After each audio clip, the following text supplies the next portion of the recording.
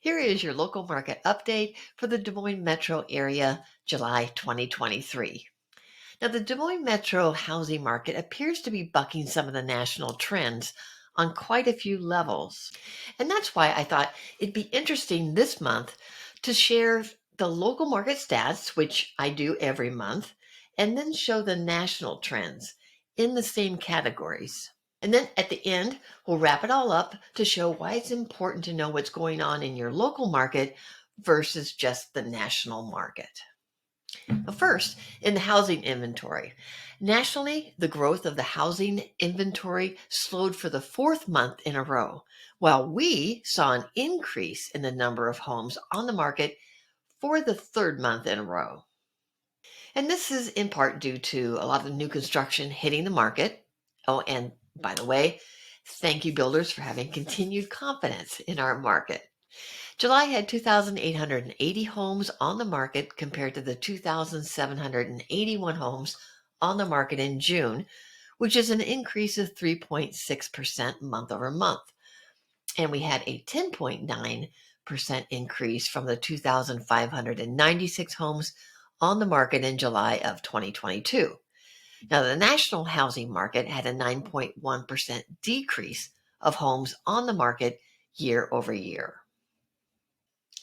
Our home sales, or homes that closed in July, both on the national and the local level, showed declines. Now, our local home sales decreased in July with 1,222 closed when compared to the 1,464 homes that closed in June. Now, our year-over-year comparisons were similar, representing a 15.8% decrease from the 1,452 homes sold in July of 2022. Now, on the national level, their home sales decreased by only 12% compared to the last year. Now, our pending sales followed suit with a decline for both the monthly and the yearly stats.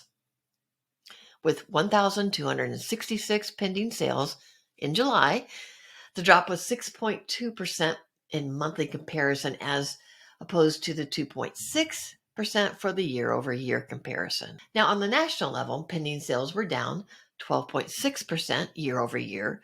So locally, we actually had more buyers writing offers on homes than on the national level.